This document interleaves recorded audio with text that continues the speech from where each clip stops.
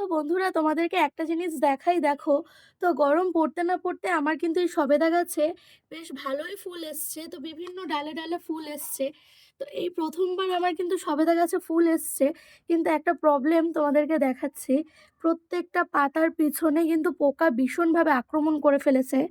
তো দেখো বন্ধুরা, এই পাতাগুলোর পিছনে যদি এরকমভাবে পোকা আক্রমণ করে, এটা কি সাদামাছি বলে মনে হয়। এরকমভাবে যদি আক্রমণ করে তাহলে কিন্তু এর একটা ফুলও টিকবে না। তাই আমি আজকে এই গাছটিতে পেস্টিসাইড ইউজ করব।